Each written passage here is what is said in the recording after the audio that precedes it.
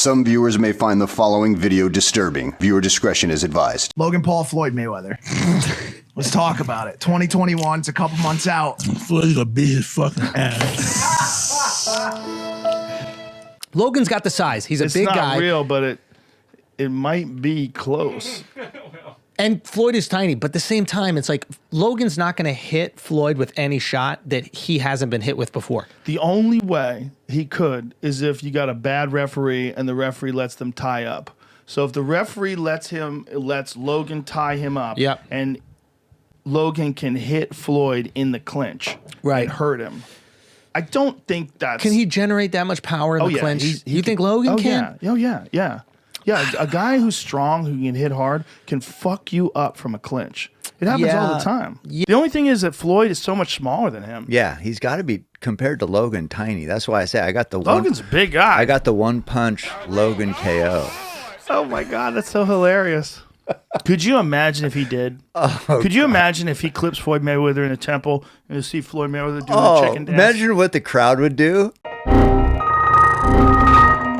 Logan Paul versus Floyd Mayweather, two icons of their own craft.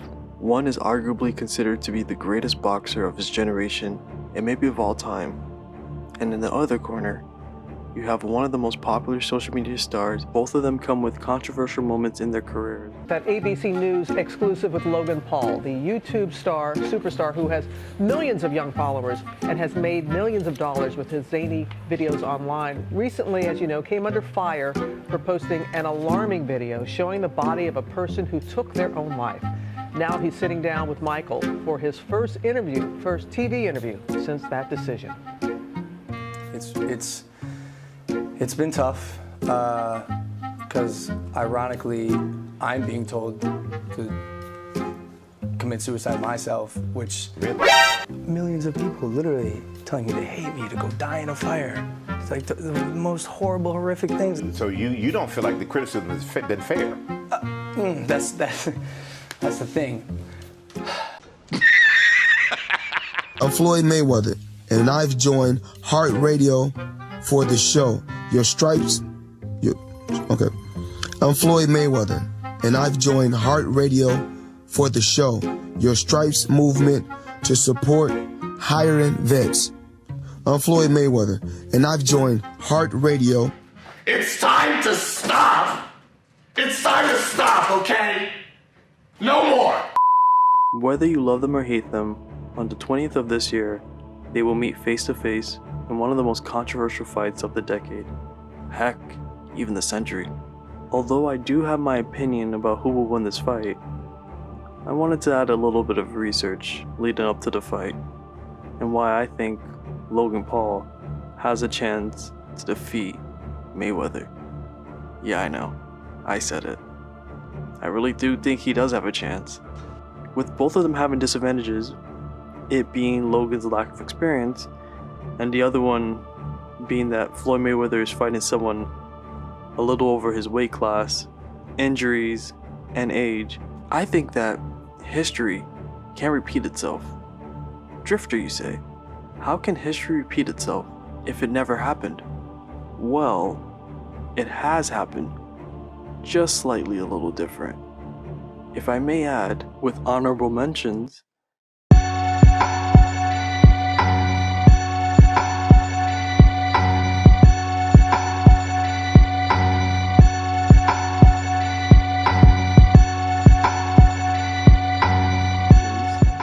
and I have a little clip to show these fights actually happening, surprisingly.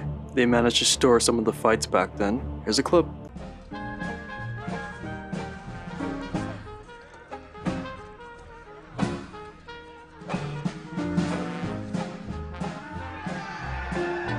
And now, folks, the Augusta Country Club is proud to present to y'all its annual charity extravaganza. Ladies and gentlemen, the Battle Royale.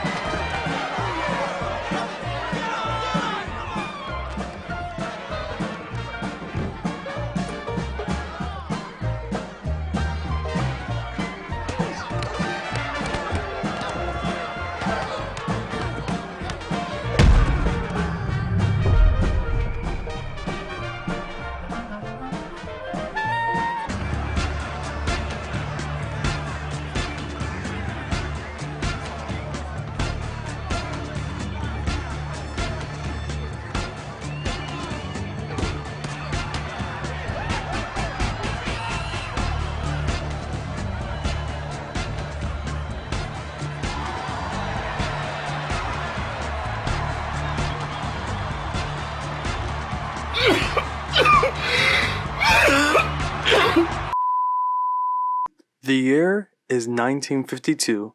On June 25th, you have Joey Maxim, who at the time was the light heavyweight champion, going against the middleweight champion in his prime and arguably considered to be the greatest boxer of his generation and maybe of all time, Sugar Ray Robinson, who at the time had 131 wins and 2 losses leading into the fight. Add into the fact that his previous fight was on April 14th, just 2 months before the Joey Maxim fight. The 2 losses coming from the first one being Jake LaMotta, the Raging Bull, or the Bronx Bull, who fought Sugar Ray Robinson 5 times, giving Robinson a 4-1 victory matchup, follow up with Randy Turpin, who was regarded one of the best international fighters at the time, which was a huge upset, defeating Sugar Ray Robinson, just for Robinson to come back 2 months later to grab the gold. At the time, Robinson wanted to retire due to the lack of competition and his passion of boxing fading away, but the commission, the promoters, wanted him to keep fighting, so they presented him with the light heavyweight championship belt. It's June 25th at the famous Yankee Stadium, and inside, it's 103 Fahrenheit, 39 Celsius. And 60 years later from now, we will all witness June flight. In the earlier rounds of the fight, Robinson was leading in all 3 of the judges' scorecards, but as the rounds kept on going, Robinson would fill the 103 Fahrenheit and 39 Celsius, starting to take a toll, and having to receive the heaviest punches in his career from this light heavyweight champion, Maxim. Rudy Goldstein, who was a referee in this fight, had to have been forced to retire from the fight after collapsing into the rope, complaining that he could no longer continue. Ray Miller had to substitute the remainder of the fight. Goldstein and Robertson were not the only people who had to be stretchered from the stadium. Several dozen spectators also collapsed during the fight. Remember, 103 Fahrenheit, 39 Celsius. The fast-moving Robinson collapsed to the canvas at the end of the 13th round, but managed to stagger back to his corner. However, Robinson failed to answer the bell at the start of the 14th round. Even though he only had to remain on his feet to win the fight, Maxim won by a technical knockout.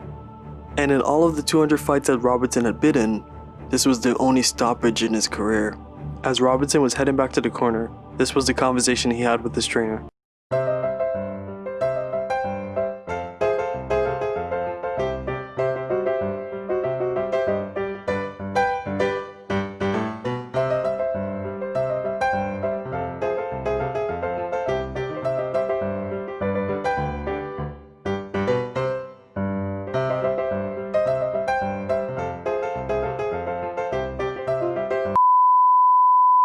So Sugar Ray Robinson, failing to capture the light heavyweight championship and suffering the only stoppage in his career, as they were saying during his prime that it was likely that God wouldn't have gotten anywhere near him because of how good he was, but it seemed clearly that night that something suspiciously happened, or maybe it was just the fact that they forgot to turn on the air condition.